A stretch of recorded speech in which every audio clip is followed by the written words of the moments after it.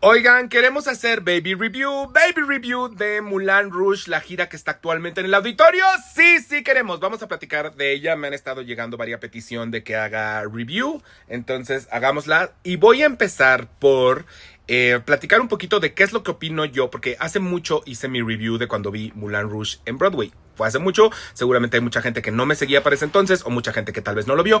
Entonces voy a resumir rapidísimo qué es lo que opino de Moulin Rouge como musical antes de entrarle directamente ya a los pormenores tanto de la gira como de la parada específica en México y la función que yo vi ayer en el Auditorio Nacional. Ok, entonces, Moulin Rouge como musical y como adaptación de una película que yo quiero mucho. Es muy posible que Moulin Rouge, la película de Baz Luhrmann con Nicole Kidman, con Ewan McGregor, haya sido una de las principales proyectos audiovisuales que me enamoró del género musical. Entonces le tengo mucho cariño. Y creo que funciona porque básicamente es un Romeo y Julieta, ¿no? O sea, es esta idea de dos personas que quieren estar juntas, pero por X o Y no pueden estar juntas porque su contexto social se los impide. Entonces, ¿qué creo de Moulin Rouge, la adaptación a teatro? Creo que es un gran espectáculo, creo que es un gran show. Insisto, a mí me gusta muchísimo la frase que usa Alan Estrada para describirlo, que dice que es el cocobongo de los musicales. Y yo sí creo que es el cocobongo de los musicales. La primera vez que lo oí decir eso, dije, es brillante, porque sí es. O sea, es una apuesta muy enfocada en toda la parte visual y auditiva para darte espectáculo. Y sí creo que de algún modo se prioriza esa parte show en el espectáculo. Aquí en este perfil no vamos a venir nunca a hatear a Alex Timbers, a menos que llegue a merecérselo, pero no creo que pase. El director Alex Timbers, que a mí se me hace genial y disfruto mucho de su trabajo en Broadway, pese a que entiendo que es un director sumamente barroco. También él dirigió Beetlejuice. Y viene de un proyecto que ya es de por sí barroco, porque Baz Luhrmann con la película también fue sumamente barroco. Entonces, dos personas que de por sí son mucho, obviamente crean un musical que es mucho, que es muy barroco, en el sentido de es mucho de escenografía, de luces, de vestuario, de brillo, de soltar cañonazos con listones de colores. O sea, es un vómito visual, pero que yo aprecio precisamente para este tipo de proyectos. O sea, si a mí me pones a dirigir a Alex Timbers, Jagged Little Pill, no quiero eso, pero Moulin Rouge, claro, dámelo todo y más. Entonces yo le tengo aprecio a este cocobongo y a ustedes les consta, tal vez a muchos de ustedes les consta, que es una obra que yo recomiendo cuando ustedes me escriben por direct message para decirme como, oye, voy a ir a Broadway y voy con gente que nunca ha ido, ¿qué vemos? O es la primera vez que voy a Broadway, puedo ver 4 obras, ¿cuáles son las buenas como para ir por primera vez? O voy a ir a Broadway y quiero ver algo muy Broadway. Normalmente yo recomiendo Moulin Rouge, está como en mi lista de las que recomiendo junto con Anne Juliet, junto con Wicked, para la gente que nunca ha visto Wicked, que digo, sí, si esta es tu primera vez y si lo que estás buscando de Broadway es la parte espectáculo, este es un gran espectáculo al cual ir. No la pongo en el mismo lugar que pongo Maybe Happy Ending o que pongo Hadestown o otras obras que digo, tal vez esta es para gente que busca otra cosa de Broadway o que ya está yendo por una segunda, tercera, cuarta vez. Pero para primera vez me parece buena. Ahora, ¿esto la afecta dramatúrgicamente? Sí. Dramatúrgicamente no es la mejor obra y no es la mejor adaptación porque se concentra mucho en el show. Tiene cositas de la adaptación que a mí siempre me van a hacer ruido. Cositas incluso que creo que no terminan de cuajar del todo. Como el hecho de que, no sé si ustedes se acuerdan, pero en la película empezamos en el futuro, igual que en la obra. Christian ya está solo porque Satine le dijo, cuenta nuestra historia. Y él está escribiendo, está en una máquina de escribir en la película. Y está escribiendo. Entonces hay una lógica del por qué lo estamos escuchando narrar y a dónde va todo eso. Y además hay un antes y un después. El Christian del futuro, el que se nos presenta como un narrador, es completamente distinto al Christian ingenuo, esperanzado y amoroso que llega a la primera escena, ¿no? Bueno, que llega al Moulin Rouge, perdón. Entonces, notamos la ausencia de Satine y sabemos que para el futuro algo pasó. Él no está bien y él nos está contando toda esta historia desde la tragedia. En la obra se nos presenta a Christian platicando hacia público, rompiendo la cuarta pared. Y de algún modo nunca es claro por qué está narrando esto. Se aparece muy pocas veces como narrador y nunca es claro hacia dónde está dirigiendo su relato, por qué nos lo está contando a nosotros y quiénes somos nosotros en este universo. ¿A dónde acabó su historia, la historia que Satín le pidió que contara. ¿Dónde acabó? Si estamos en un teatro, la está contando al aire, está simplemente recordando. Nunca queda del todo claro. Y encima de todo, nunca hay una transición. No se siente la ausencia de Satín en el futuro porque Christian, el narrador, es igual que Christian, el personaje. No hay mucha diferencia entre narrador y personaje. Y de hecho, el narrador es bastante juguetón. No tiene ningún tipo de sensación su manera de narrar hacia la tragedia. No nos evoca esto va a acabar mal. De hecho, nada más se le empieza diciendo esta es la historia de Satín. Entonces, de algún modo desde ahí yo siento que la quisieron aligerar como para que no se sintiera dramática, pero es que es una tragedia.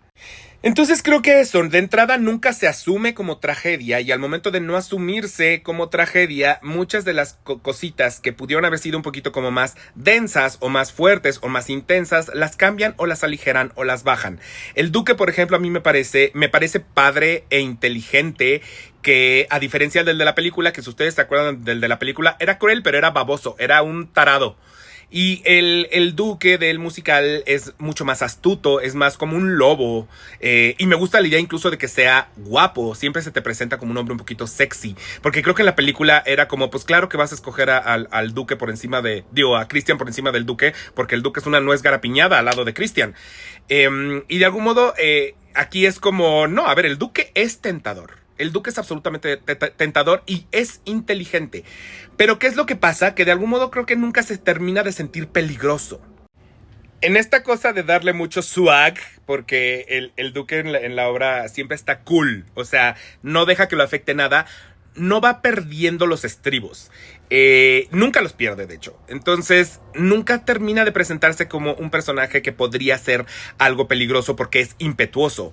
De algún modo es demasiado controlado. Y creo que eso le quita mucho del por qué el Duque es una figura que tendría que asustar a Satín. Aquí queda muy claro porque suelta algunas amenazas y es como de si Satín no me pela, todos ustedes acaban en la calle, ¿no? O sea, hace ciertas amenazas habladas, pero nunca termina de sentirse como una persona que podría perder los estribos. Y creo que sí necesita eso el Duque, sí necesita que pensemos, híjole, esta se la haces y de pronto se deschaveta y la mata, ¿sabes? Aquí no termina de sentirse eso. Y tan no termina de sentirse que el final con el Duque no es una confrontación. Y eso siempre será para mí de las cosas más frustrantes del musical. El hecho de que te presentan a este personaje que técnicamente es la amenaza constante. Hay dos amenazas en Moulin Rouge. Una es el tuberculosis y no hay nada que hacer contra eso. La tuberculosis y no hay nada que hacer contra eso. Y otra es el Duque. Entonces todo el tiempo te lo presentan como amenaza. Y cuando finalmente tenemos que llegar a un clímax que tendría que ser una confrontación, que si se acuerdan en la película sí lo es. Y el Duque pierde bastante. Se le pelan los cables pues y acaba haciendo esta persecución con la pistola y bla. En el musical es un diálogo. Es meramente un diálogo. O sea, Satín suelta una línea y con eso se acaba la historia del Duque. No la voy a spoilear aquí, ni voy a spoilear exactamente lo que sucede, por si ustedes no la han visto y además tienen boletos, porque sé que muchos tienen boletos para el auditorio. Pero la realidad no es una confrontación, es mucho más una resolución y casi que una resolución pacífica. Entonces, a mí eso me deja con, sí, pero esto tenía que ser una tragedia y no solo la tuberculosis. Y me pasa, por ejemplo, algo similar con el personaje de Nini, que es una de las prostitutas del Moulin Rouge y de las bailarinas, que en la película es mala. Nini es mala. O sea, Nini ella solo está viendo por ella misma. Y si se acuerdan, justo como el Duque es un baboso, Nini es la que le dice como, si ya te diste cuenta que la obra que están montando dentro de la obra, o sea, ¿se acuerdan que están montando una obra dentro de la obra, básicamente? Tú eres el villano, ¿no? O sea, sí te das cuenta que tú eres ese. Y entonces ahí es cuando el Duque dice, oigan, ya no me gustó esta historia, ¿por qué? Aquí en realidad el Duque llega solito a esa conclusión y Nini nunca se presenta forzosamente como villana. Hay una escena muy al principio del acto 1 en el que te dejan ver que es medio culerilla y medio serpientilla. Pero muy rápidamente va y le dice a Satín, sí, siempre he estado celosa de ti, pero eres mi hermana. Y de ahí para el real se convierte en una buena persona. Y siento que es como, dejen que los personajes sean malos, pues. Y no sé si también lo hicieron como en esta cosa de sororidad, de no enfrentar a dos mujeres, que últimamente es una filosofía que se está repitiendo mucho en las historias de ficción y que entiendo de dónde viene y entiendo por qué la quieren promover, pero también creo que eso no significa que tenemos que dejar de hacer las relaciones entre dos mujeres poco complejas. Y creo que Moulin Rouge, de algún modo, el musical en teatro le huye a ese tipo de cosas y las quiere aligerar.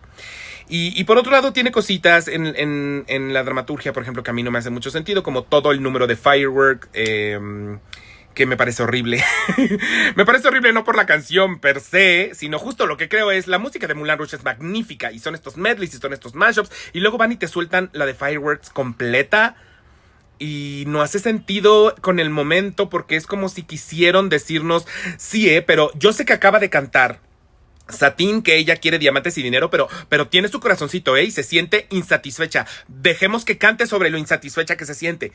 Y es como no lo necesitamos. La manera en la que está escrita la historia, la obra, deja entender que Satine está jugando a ser un personaje cuando está haciendo The Sparkling Diamond, que en algún momento literalmente Harold Sidler le dice, oye, ahora que vas a conocer el duque, él está esperando conocer a The Sparkling Diamond, ¿no? O sea, él deja muy claro como yo sé que tú eres Satine y The Sparkling Diamond es tu alter ego, tu personaje escénico, pero él quiere eso. Entonces es muy claro que Satine no es eso. Cuando ella canta Material Girl y canta Diamonds Are Forever y Shine Bright Like a Diamond y todas estas cosas que aparentemente le hacen ser una persona sumamente vana y frívola, queda muy claro que es su personaje. No necesitas esta canción, que además es un intermedio extrañísimo, la de Fireworks, porque está sucediendo entre dos escenas que tienen mucha más acción y es un momento como de pausa donde de pronto ella se para a cantar, que yo entiendo que de algún modo es el equivalente a lo que en la película es la de One Day I'll Fly Away, que además es distinta. Porque en la película One Day I'll Fly Away sí funciona como una I Want Song para Satine. Sabemos qué es lo que quiere, sabemos que quiere salir de ahí, salir del Moulin Rouge, dejarse de dedicar a la prostitución y encontrar su felicidad en otro lado. Eso lo sabemos. La canción de Fireworks en realidad solamente te dice me siento insuficiente. Y no es forzosamente una I Want Song. Sé que trataron de hacer eso, no termina de cuajar y yo creo que es un número rarísimo que se podría quitar porque además en el acto 2 tiene la canción de Only Girl in the World, Material Girl, cuando el duque la está vistiendo y emperifollando y ella empieza a cantar los motifs de la primera Material Girl y la primera Diamonds Are Forever y etcétera. Y ahí notas que su absoluto cambio de mentalidad, que es ella se está dando cuenta que para el duque es una muñeca que él quiere vestir y ella acaba de perder todo tipo de autonomía. En ese momento ya existe en el acto 2. Entonces, bueno, por eso creo que dramatúrgicamente Moulin Rouge el musical, y por otras varias razones, pero ya no me quiero alargar más, no es forzosamente la gran obra, pero sí creo que es un gran espectáculo que al final del día vale la pena ver como espectáculo de teatro musical, porque el teatro musical también tiene muchísimos otros elementos que lo hacen funcionar, desde lo coreográfico, todo lo que tiene que ver con lo creativo, la dirección, etcétera, que Moulin Rouge los tiene muy bien colocados y muy bien trabajados. Y entonces sí creo que es un musical valioso, no quiero que se me entienda lo contrario, sí creo que es un musical valioso y por algo lo recomiendo tanto. O sea, al final del día yo soy el primero que lo recomienda. Todo esto, por cierto, lo voy a subir. Se sube una parte a TikTok porque en TikTok no subo videos tan largos, pero luego subo todo. Si algún día quieren revisitar este baby review, va a estar en TikTok y también lo subo a YouTube solo sin imagen. O sea, no subo los videos, pero todo el audio queda como un poquito como podcast en YouTube. Por si en algún momento ustedes dicen, ay, está subiendo muchas historias, ¿cuándo las voy a ver? Bueno, no importa, queda en YouTube. Ahora sí, entrando directamente a la gira. Lo decía en mis historias de ayer, pero para los que pudieron no verlo, obviamente la producción que llega al Auditorio Nacional y que además da el rol básicamente por Estados Unidos y algunos otros lugares de América, está reducida, obviamente. Y en el Auditorio Nacional no está hecho para teatro, por obvias razones, son demasiado, es enorme, es un lugar enorme, le caben 10,000 personas y hay asientos, ya, es más, donde yo estaba en Luneta, disfruté mucho panorámicamente de lo coreográfico, se veía muy bien, pero yo ya no veía caras, por ejemplo. Entonces yo tenía que estar volteando a ver pantallas. Por cierto, tengo que decir, el trabajo de cámara en el auditorio para este musical está on point. O sea, no solo está muy bien grabado, pero además está editado. O sea, supongo que, no sé si lo están haciendo, supongo que sí, obviamente lo están haciendo en vivo. Qué tonto. Obviamente lo están haciendo en vivo, pero lo están haciendo con el ritmo de la música, el cambio de cámaras, y se ve precioso y te mete al momento, y qué buen trabajo de cámaras. El subtitulaje, fíjense que no le puse atención porque yo normalmente no leo subtítulos, pero de nada, o sea, ni en las películas, pues, porque me distrae. Entonces yo prefiero cacharlo con su idioma original, tan. Entonces ahí sí no les puedo decir qué tal estuvo el subtitulaje porque no lo pelé. Pero el trabajo de cámara, felicidades. Yo sé que eso tal vez no tenga que ver con la producción de Moulin Rouge, tal vez eso fue algo de Ocesa, pero felicidades. El caso es que todo el tiempo tuve que estar volteando las pantallas para poder ver los gestos y las reacciones y las caras, porque desde Luneta, donde yo estaba, ya no se veía eso. Se veía muy bien las coreografías, pero ya no se veía eso. Y todavía hay muchísimos más asientos, tanto arriba como atrás, que yo digo, claro, esta gente a huevo ya nada más está viendo el espectáculo a través de pantallas, que no está mal, pues al final es un tour, no es como que sea una producción que está ahí todo el tiempo o sea, al final entiendo todas las razones, pero lo que es muy claro es el Auditorio Nacional no está hecho para teatro y esos tamaños gigantescos no existen en teatro. Si ustedes piensan en el Al Hirschfeld Theater, que es donde está en Nueva York Moulin Rouge, es muchísimo más chiquito, pero o sea, de que una octava parte del auditorio, si no es que menos. Entonces, muchas cosas de la gira se ven chiquitas en percepción por la proporción, porque el auditorio es demasiado grande. Entonces, les contaba que alguien me escribió para decirme por qué está el elefante tan chiquito. Porque sí trajeron al elefante y sí trajeron al molino, cosa que se agradece. Están ahí, están bien, qué preciosos. Y no es que sean más chiquitos, solamente en el panorama de las cosas se ven chiquitos, porque de entrada la boca escena del auditorio es gigantesca, y en segunda, porque esos dos elementos no están puestos en el piso en el Al Hirschfeld. Están subidos a un balcón, no están de techo a piso, ya tienen una cierta altura, cosa que te obliga a verlos para arriba, y eso da la percepción de que son muy grandes, como Atlantes de Tula, porque los estás viendo hacia arriba, entonces parecen muy altos, pero en realidad es porque están subidos en estas plataformas que son los balcones del montaje, pues. Y entonces ocupan una gran parte del espacio. Aquí en realidad yo creo que el tamaño es bastante similar, si no es que el mismo, solamente el espacio es tan distinto que se ven chiquitos. Y además no se ven apretados. Lo que tiene la producción en el Al Hirschfeld es que todo está pegadito, todo está juntito y compacto, de modo que todo está así como latas de sardina y se ve mucho. Porque entonces las sensaciones de entrar a una tienda de Galerías del Triunfo, ya saben que se siente como, ay, está todo aquí en todos lados. Aquí todo lo separan porque pues el espacio es muy grande, entonces pierde la sensación de llenez, de barroquismo, precisamente, de mucha cosa junta. De hecho, la única parte que yo extrañé de la escenografía, porque al final me parece que está muy bien resuelto el montaje de gira, o sea, me parece en realidad que contiene los momentos que tiene que contener, incluso el telón que forma parte como del backstage del escenario, que en realidad pues no es un backstage, sino si está pintado en un telón, funciona. O sea, creo yo que en general se ve muy bien. La única parte que yo extrañé, porque sí creo que hace falta, son precisamente las escaleras y los balcones, que aquí los transforman como en unos molotitos que parecen como el juego de las tazas de feria, o sea, como que son como una cosita chiquita con sillas, con un asiento donde ellos se pueden sentar y hay como una rejilla, y tienen esos dos molotitos ahí en el escenario, y no tienen ni la dimensión de las escaleras y el balcón en el montaje original, y no tienen tampoco la sensación, no dan la sensación de espacio, y ese es mi más grande problema con eso. En el montaje original, lo que logran estos balcones es que entendamos que el Moulin Rouge tiene muchos espacios y que la gente que está sobre esos balcones no está en el mismo lugar que la gente que está en escenario. Un poco como cuando vas al antro y literalmente hay gente que está allá abajo bailando en la pista y tú estás en un balcón al lado del baño y es lejos. Eso mismo provoca el que haya estos balcones. Entonces, en el número que abre la obra, que por cierto yo creo que es uno de los mejores openings en términos de escritura, porque es el opening, en Moulin Rouge está cabrón, es un opening que dura mucho, es largo, pero te presentan a todos los personajes y todas las situaciones y te queda clarísimo todo. O sea, Moulin Rouge dice, yo en 5 minutos te voy a decir todo lo que necesitas saber para ya poder avanzar con esto. O sea, yo no me quiero detener. Entonces, literalmente en los primeros 5 minutos te dicen, aquí vamos y te la sueltan toda.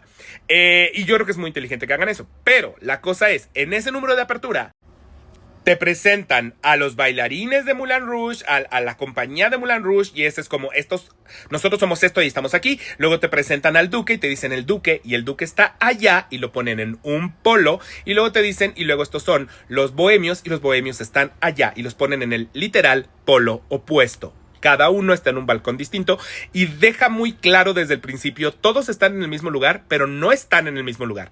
De entrada, socialmente, en segunda, no están conviviendo, en tercera, tal vez ni siquiera se alcanzan a ver. Y creo que esa disposición es importante para cuando llega el número de Satine, en el que Harold le dice a Satine, tienes que estar con el duque, y ella voltea y lo confunde con Christian, es muy claro el por qué. En el musical original hay caos en ese momento, hay caos y están los balcones y entonces ella está volteando y dice, ese es el duque y es Christian. Aquí de algún modo todos están en el mismo lugar. De algún modo están todos tan cerca que da incluso la sensación de que si a Satine se le cayera la champaña, moja a cualquiera de ellos, porque están ahí. O sea, todos están de algún modo conviviendo, en efecto, y viéndose, y la razón de la confusión no termina de entenderse, porque entonces Satine sí tendría que estar muy tonta. O sea, si es como, te estoy diciendo que el duque está aquí, ¿por qué estás volteando para allá? O sea, ¿por qué estás volteando a ver a Christian cuando claramente el duque está aquí? O sea, de que aquí está donde está el vaso. Y Christian está aquí donde está la almohada. O sea, entonces la percepción de distancia y de espacio, de algún modo arquitectónico, se pierde muchísimo. Y solo en esa escena, en realidad, pero sí es una escena importante porque es la que provoca la confusión, que provoca la trama. Entonces, en esa escena sí extrañé una escenografía que se prestara más, tal vez no tenía que ser idéntica a la del Al Hirschfeld, pero que se prestara más a que se entendiera el por qué sucede que Satine se confunde. Fuera de eso, en realidad, no extrañé nada más. De hecho, por ejemplo, el columpio al que yo le tenía mucha intriga, o sea, yo decía, ¿cómo van a resolver lo del columpio? Porque pues en la obra original te presentan a Satine y es como, ahí viene The Sparkling Diamond y ella baja del techo en un columpio en un momento precioso, espectacular, que dices, claro que esta mujer levita, o sea, claro que es tan perfecta y preciosa que el suelo no la contiene, o sea, de claro. Y yo decía, ¿cómo van a hacer eso? Y lo logran bastante bien, no la bajan, porque creo que sería muy complicado de entrada hacerlo en el Auditorio Nacional, que es altísimo, o sea, tendría que bajar 11 metros, no sé, mucho.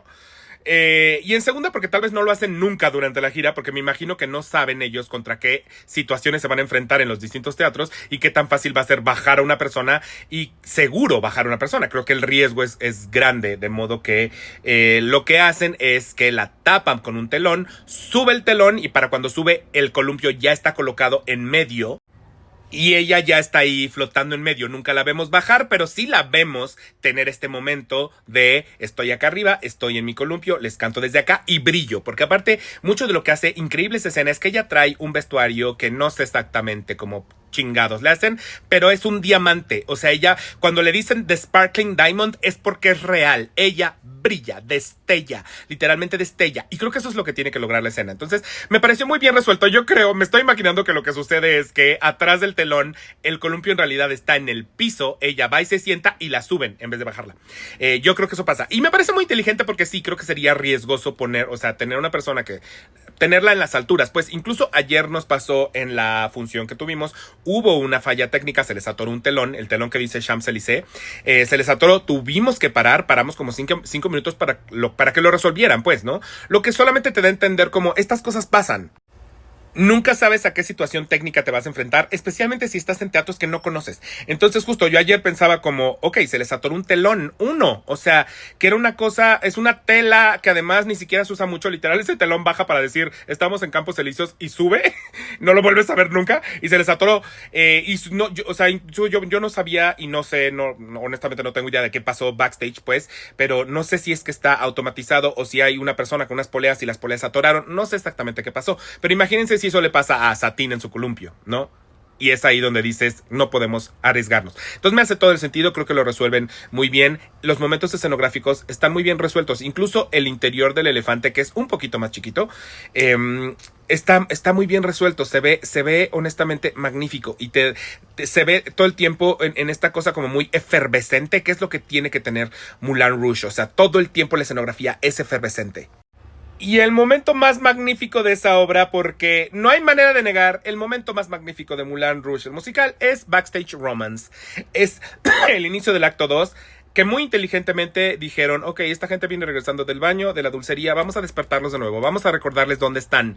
Y entonces se avientan el número de Backstage Romance, que honestamente tiene el pretexto más baboso del mundo para existir, pero termina funcionando muy bien, porque empieza cuando Christian dice, nosotros, Satín y yo no éramos los únicos teniendo un romance, también lo tenían Nini y Santiago, que honestamente no nos importa lo que hagan Nini y Santiago, o sea, nos da igual. Entonces empiezan con esta cosa como de cantarse entre ellos, Nini y Santiago, por cierto, la Nini, qué bailarina, la que nos tocó ayer, ahorita les digo el nombre, gran bailarina. Nini no era la mejor cantante, pero era muy buena bailarina. O sea, es de estas mujeres que tienen una elasticidad que yo decía, se puede rascar el lóbulo con la rodilla, o sea, está cabrona. Disfruté mucho de su baile, pero bueno, entonces empiezan con este tango entre Nini y Santiago, que pudiera parecer que no va a nada y que solamente querían cantar una canción de Lady Gaga, porque pudiera parecer eso los primeros 20 segundos, pero luego de ahí muy inteligentemente avanzan la historia en chinga y te dejan ver cómo están montando la obra dentro de la obra, cómo es que están teniendo sus escapadas Satín y Christian, cómo es que lo están haciendo a espaldas del duque, el hecho de que Toulouse-Lautrec está dirigiendo, Santiago está coreografiando y se vuelve un número espectacular con una coreografía, o sea, para mí, si yo pienso números de baile contemporáneos en teatro musical, para mí es Backstage Romance de Moulin Rouge, porque normalmente pensamos como A Chorus Line, Chicago, sí, pero esos son los clásicos. Piensen, ok, contemporáneos, los nuevos, ¿cuáles son los números musicales coreográficos que dices, esta es una pasada? Backstage Romance, porque aparte no es solo es una coreografía que emociona y sorprende, además tiene significado. Cada cosa que hacen tiene sentido con lo que está pasando. Y además acaba no siendo solo una canción de Lady Gaga, que de por sí ya era emocionante de pronto meter cosas como estamos escuchando Bad Romance de Lady Gaga, pero de pronto cantada en español por Santiago, que ya es como ok, Moulin Rouge, ok, ¿qué más tienes para mí? Y luego además empiezan a hacerla un mashup y acaba teniendo momentos de Toxic de Britney Spears, acaba siendo una canción, honestamente para mí, un lujo. De lo mejor que tiene Moulin Rouge, el musical, para ofrecer a Broadway, y el legado de Moulin Rouge para Broadway, para mí es Backstage Romance. Y luce muy bien en el auditorio. O sea, honestamente, viéndola aquí en la gira, el ensamble está... Me encanta que no están marcando, porque en las giras entiendo que están cansados, entiendo que es un pedo. Ya nos pasó aquí en México con la gira de Mean Girls, que todo el mundo salió a marcar. Aquí están echando los ovarios a la escena. O sea, todo el mundo está bailando perro. Y ahora sí, hablando de los actores que nos tocaron, y aquí sí tengo mis asegúnes, pero voy a empezar por una cosa que es magnífico. Pudimos ver a John Cardosa. Ese hombre es genial, es un dios. Es un dios, genialidad pura. Yo no me sé la historia de cómo acabó viniendo a México. Ustedes se la saben mejor, porque algunos han puesto ciertas cositas en los comentarios, en nuestros posts. Otros me han mandado mensaje directo o contestado algunas historias. Y tengo la extraña impresión de que ustedes se saben el chismón mejor que yo, pero tengo entendido que él no iba a venir a México y acabó viniendo a México. Aquí sí es el titular, porque incluso está arriba del programa de mano, ¿no? O sea, su nombre en el playbill está arriba. Lo que significa que aquí sí es el titular, pero tengo entendido que fue una solución un poco de último momento y él no iba a venir. Los que se sepan bien el chismón, please cuéntenmelo, pónganmelo en direct message y yo luego les copio y les pego lo que me hayan contado, para que sepamos cómo fue que acabamos teniendo la fortuna de vivir a John Cardosa en el Auditorio Nacional. La manera en la que tiene matices para regalar. O sea, ese hombre, cada escena te daba y te decía algo nuevo de Christian. Siento que lo entiende tan bien, porque entonces conoces al primer Christian y es goofy, y es encantador, y es ingenuo, y es tímido, y es divertido, y tiene tantas cosas que hacen que te enamores muy inmediatamente de Christian y que entiendas por qué Satín se enamoraría inmediatamente de Christian. Y no solo Satín, porque también Toulouse y Santiago de inmediato se clavan con él. O sea, de inmediato dicen, ¿quién es este tipo? Y claro, porque llega este hombre en John Cardosa, en magnífico, a enamorar con un carisma brutal, pero luego conforme va pasando su arco se va destruyendo, para el final está destruido y se deja destruir completo. Este hombre lo da todo, se entrega por completo.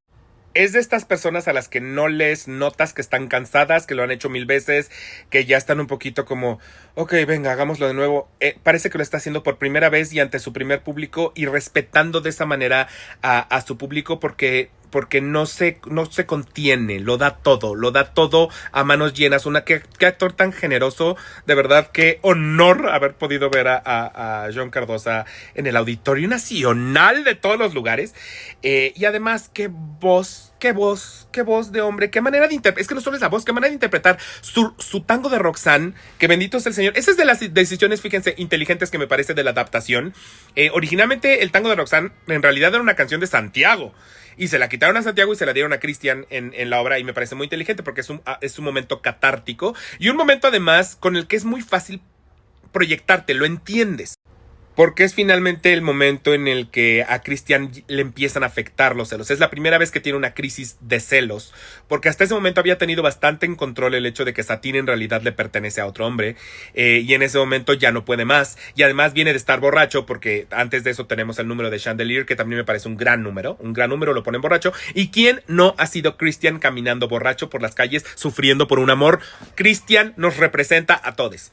Y en ese momento se avienta Roxanne, y se lo avienta desde la panza, porque además de que es una canción que vocalmente es impresionante, donde acaba Roxanne es impresionante.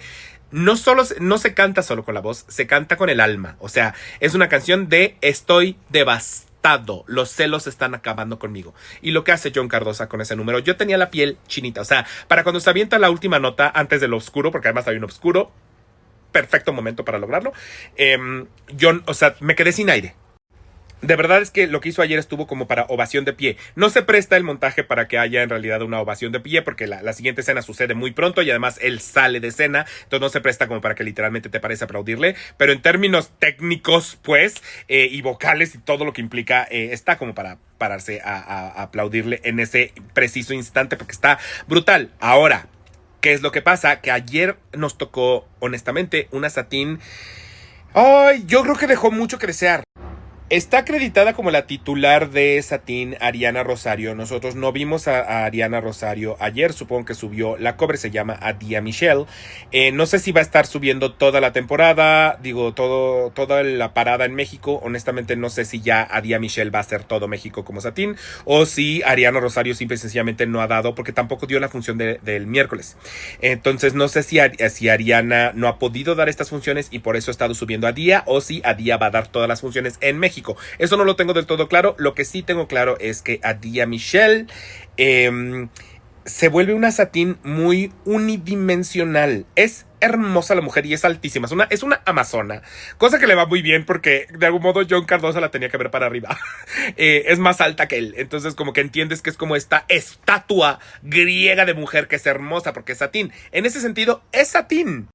Y eso sí tiene que ser Satine, definitivamente tiene que ser etérea y tiene que ser como perfecta. La tienes que ver como esta ilusión, esta hada hermosa. Y en ese sentido, Adia hace un gran trabajo. El problema es que nunca deja de actuar en bonita. Todo el tiempo está en véanme perfecta y no se suelta a ningún otro tipo de matiz o de emoción. Nunca la vemos frágil o vulnerable, que creo que sí es importante. Y ella ella siempre se presenta como una mujer muy entrona y muy fuerte. Y de algún modo sí nos hace falta la parte de fragilidad de Satine, y no juega además, por ejemplo, con cosas como la comedia. O sea, yo veía a Jon Cardosa que le ponía en bandeja de plata el delivery ya nada más para que ella respondiera y ella lo dejaba pasar. Y era como, préstate a ser chistosa, préstate a ser torpe, préstate también a hacer gestos, a divertirte con las partes bobas de Satine, que son muy pocas, pero las hay. Todo el número en el que están en el elefante y el duque los cacha, que están todos adentro, es ese momento que se acaba convirtiendo en cuando le hacen el pitch al duque para montar la obra dentro de la obra, ¿no?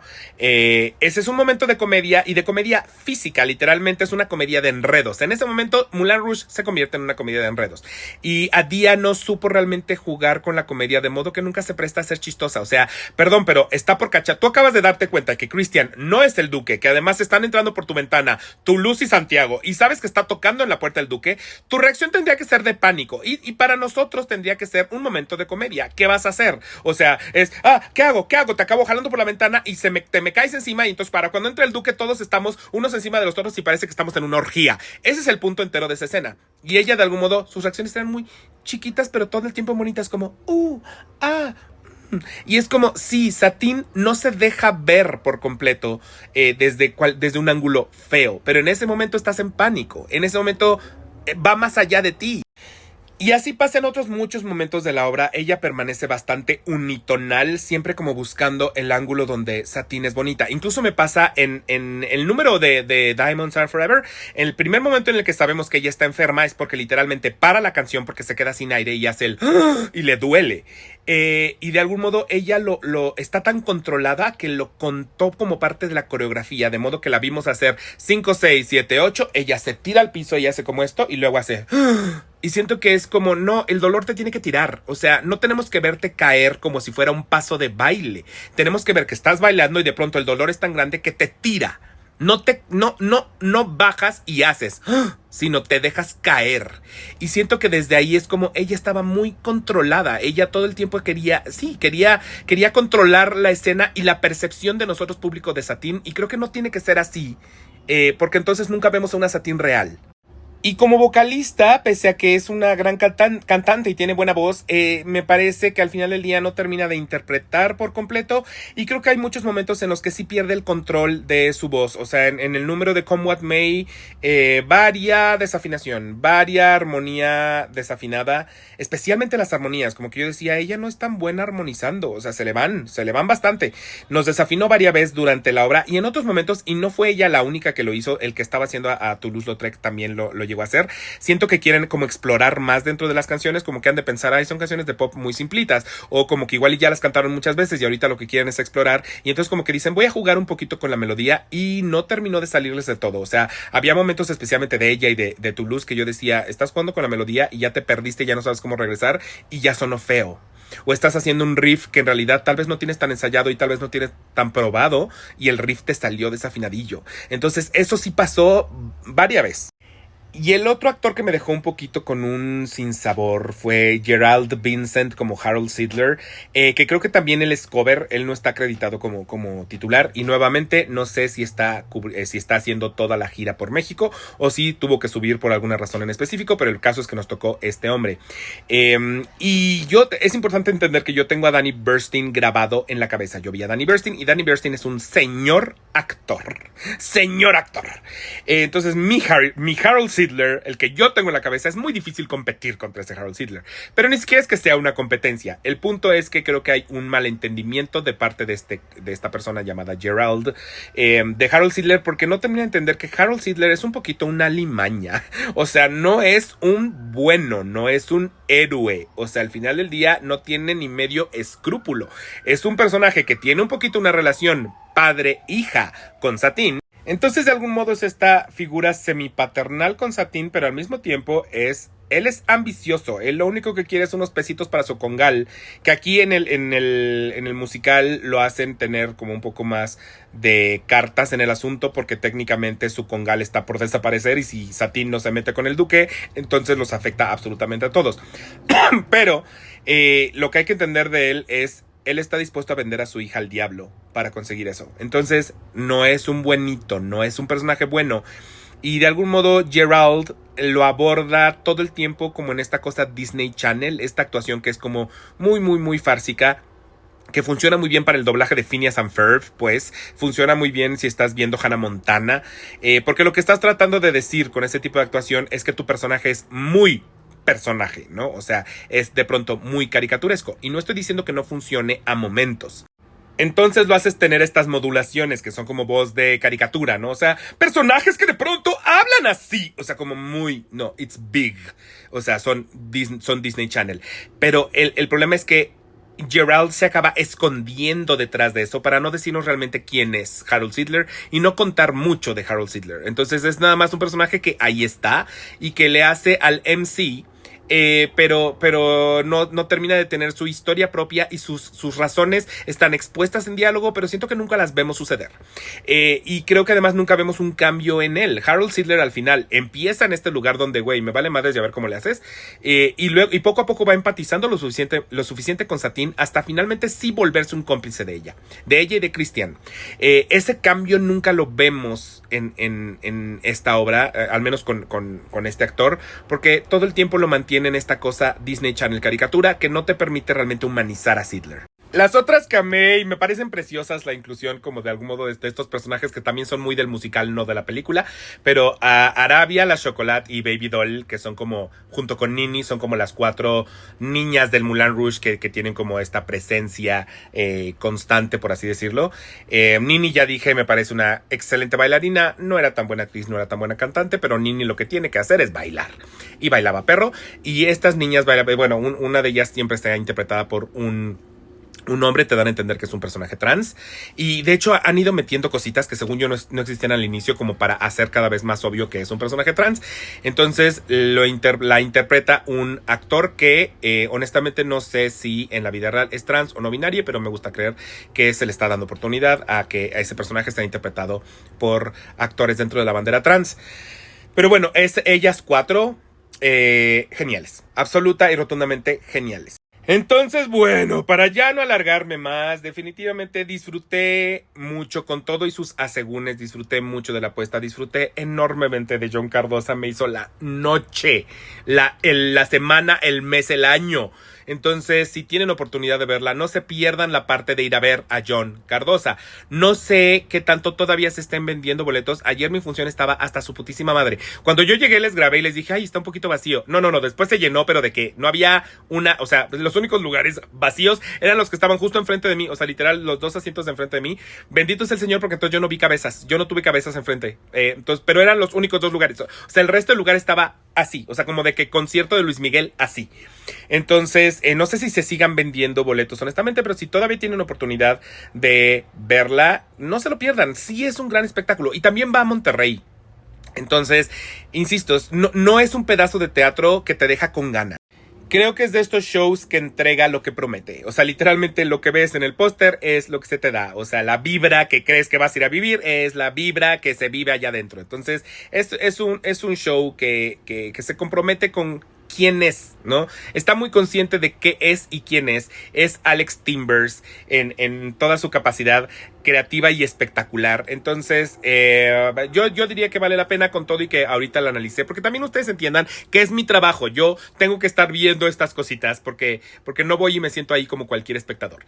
Pero hay mucha gente que tal vez ni siquiera eso, ¿saben? Y que nada más van y disfrutan, se la pasan bomba. Las niñas que yo tenía sentadas atrás, bueno, estaban rayadísimas, vivieron como nunca, o sea, reaccionaron a todo, gritaron, hicieron, bailaron. O sea, entonces, no bailaron porque no tenía mucho sentido que ellas bailaran. Pero bueno, eso es lo que yo creo. Si tú ya tuviste oportunidad de verla, pues cuéntame, véanla y platicamos, que esa es mi regla básica y ya me voy.